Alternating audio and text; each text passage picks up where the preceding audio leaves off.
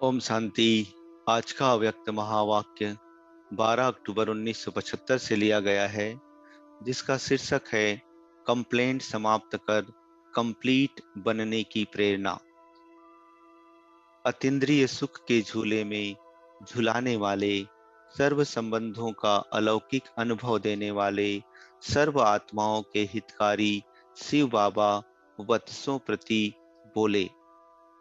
बाप समान निराकारी देह की स्मृति से न्यारे आत्मिक स्वरूप में स्थित होते हुए साक्षी होकर अपना और सर्व आत्माओं का पाठ देखने का अभ्यास मजबूत होता जाता है।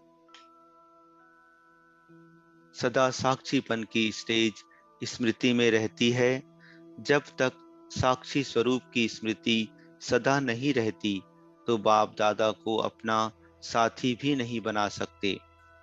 साक्षी अवस्था का अनुभव बाप के साथीपन का अनुभव कराता है।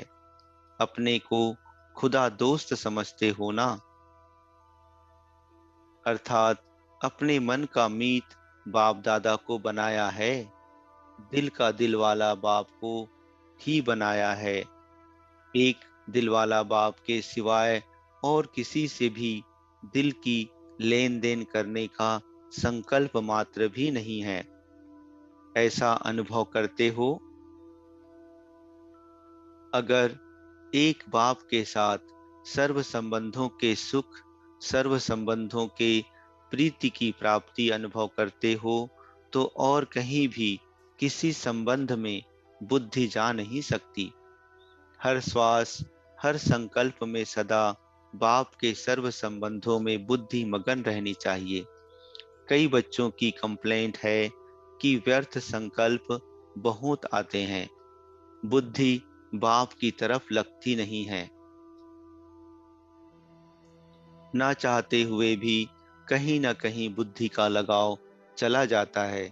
वह स्थूल प्रवृत्ति की जिम्मेवारी बुद्धि योग को एकाग्र बनने नहीं देती। पुरानी दुनिया का संपर्क व वातावरण वृत्ति को चंचल बना देता है। जितना तीव्र पुरुषार्थ करना चाहते हैं, उतना कर नहीं पाते हैं। हाई जंप दे नहीं पाते। सारे दिन में इसी प्रकार की कंप्लेंट्स बाप दादा के पास बहुत आती हैं। मास्टर सर्वशक्तिवान कहलाते हुए भी अपने ही स्वभाव संस्कार से मजबूर हो जाते हैं, तो बाप दादा को भी ऐसी बातें सुनते हुए मीठी हंसी भी आती है और रहम भी आता है। जब अपने स्वभाव संस्कार को मिटा नहीं सकते, तो सारे विश्व से तमो प्रधान आसुरी संस्कार मिटाने वाले कैसे बनेंगे। जो अपने ही संस्कारों के वश हो जाए, वह सर्ववशीभूत हुई आत्माओं को मुक्त कैसे कर सकेंगे। अपने संस्कारों जिसमें स्वयं ही परेशान है, जिससे स्वयं ही परेशान है, वह औरों की परेशानी कैसे मिटाएंगे। ऐसे संस्कारों से मुक्ति पाने की सरल युक्ति कौन सी है। कर्म में आने से पहले संस्कार संकल्प में आते हैं। यह कर दूंगा, ऐसा होना चाहिए, यह क्या समझते हैं, मैं भी सब करना जानता हूँ। इस रूप के संकल्पों में संस्कार उत्पन्न होते हैं। जब जानते हो कि इस समय संस्कार संकल्प रूप में अपना रूप दिखा रहे हैं, तो सदैव यह आदत डालो व अभ्यास करो कि हर संकल्प को पहले चेक करना है कि क्या यह संकल्प बाप समान है। जैसे कई बड़े आदमी होते हैं, वे जो कुछ भी स्वीकार करते हैं, तो पहले उस चीज की चेकिंग अर्थात जांच होती है। जैसे प्रेसिडेंट है या कोई भी विशेष व्यक्ति या बड़े बड़े राजा होते हैं, तो उनका हर भोजन पहले चेक होता है, फिर वे स्वीकार करते हैं। उन्हें कोई भी वस्तु देंगे तो पहले उनकी चेकिंग होती है। कि कहीं उसमें कुछ अशुद्धि या मिक्स तो नहीं है। वह बड़े आदमी आपके आगे क्या है? आपके राज्य में ये बड़े आदमी भी पांव भी नहीं रख सकते। अब भी आपके पांव पर पड़ने वाले हैं। जब राजाओं के भी राजा बनते हो और सृष्टि के बीच श्रेष्ठ आत्मा कहलाते हो, तो आप विशेष आत्माओं का यह संकल्प रूपी बुद्धि का जो भोजन है, उसके लिए भी चेकिंग होनी चाहिए। जब बिना चेकिंग के स्वीकार करते हो, इसलिए धोखा खाते हो। तो हर संकल्प को पहले चेक करो, जैसे सोने को यंत्र द्वारा चेक करते हैं कि सच्चा है या मिक्स है, रियल है अथवा रोल्ड गोल्ड अर्थात सोने की पतली परत चढ़ी हुई अन्य धातु तो नहीं है। ऐसे ही यह चेक करो कि संकल्प बाप दादा समान है या नहीं है। इस आधार से चेक करो, फिर वाणी और कर्म में लाओ। आधार को भूल जाते हो तब संस्कार शूद्रपने के और विष के मिक्स हो जाते हैं। जैसे भोजन में विष मिक्स हो जाए तो वह मूर्छित कर देता है, ऐसे ही संकल्प रूपी आहार व भोजन में पुराने शूद्रपन का विष मिक्स हो जाता है, तो बाप की स्मृति और समर्थी स्वरूप से मूर्छित हो जाते हो। तो अपने को विशेष आत्माएं समझते हुए अपने आप का स्वयं ही चेकर बनो। समझा? विशेष आत्मा की अपनी शान में रहो तो परेशान नहीं होंगे। अच्छा, यह हुई संस्कारों को मिटाने की युक्ति। अगर इस कार्य में सदा बिजी रहेंगे व सदा होली हंस स्वरूप में स्थित होंगे, तो शुद्ध व अशुद्ध, शूद्रपन और ब्राह्मणपन को सहज ही चेक कर सकेंगे। और बुद्धि इसी कार्य में बिजी होने के कारण व्यर्थ संकल्पों की कंप्लेंट से फ्री हो जाएगी। दूसरी बात, सारा दिन बाप के सर्व संबंधों का हर समय प्रमाण सुख नहीं ले पाते हो।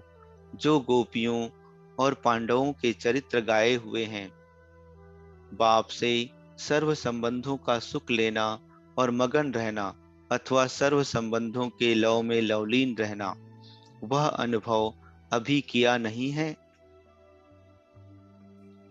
बाप और शिक्षक इन विशेष संबंधों का सुख अनुभव करते हो, लेकिन सर्व संबंधों के सुखों की प्राप्ति का अनुभव कम करते हो। इसलिए जिन संबंधों के सुखों का अनुभव नहीं किया है, उन संबंधों में बुद्धि का लगाव जाता है और वह आत्मा का लगाव व बुद्धि की लगन विघ्न रूप में बन जाती है। तो सारे दिन में भिन्न भिन्न संबंधों का अनुभव करो। अगर इस समय बाप से सर्व संबंधों का सुख नहीं लिया है, तो सर्व सुखों की प्राप्ति में सर्व संबंधों की रसना लेने में कमी रह जाएगी। अभी अगर यह सुख नहीं लिया तो कब लेंगे? आत्माओं से सर्व संबंध तो सारा कल्प अनुभव करेंगे, लेकिन बाप से सर्व संबंधों का अनुभव अभी नहीं किया तो कभी भी नहीं करेंगे। तो इन सर्व संबंधों के सुखों में सारा दिन रात अपने को बिजी रखो। इन सुखों में निरंतर रहने से और सर्व संबंध असार और नीरस अनुभव होंगे।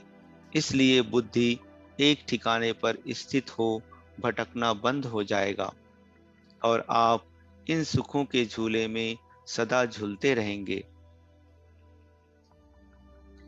ऐसी स्थिति बनाने से तीव्र पुरुषार्थी स्वतः और सहज बन जाएंगे। सर्व कंप्लेंट समाप्त हो कंप्लीट बन जाएंगे। समझा? अपने कंप्लेंट्स का रिस्पांस अच्छा।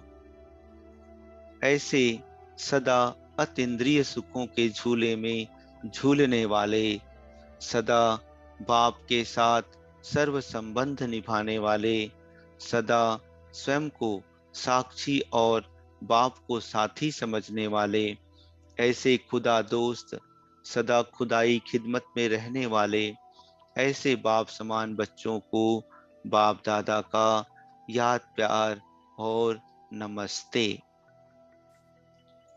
सुनने में खुश होते हो, लेकिन निभाने में कहीं मजबूर हो जाते हो। जब सुनने में इतनी खुशी होती है, तो स्वरूप बनने में कितनी खुशी होगी। इस समय सभी हर्षित मुख हो, ऐसे ही सदा हर्षित मुख रहो, तो स्वयं का भी समय बचाएंगे और निमित्त बनी हुई आत्माओं का भी समय बचा लेंगे।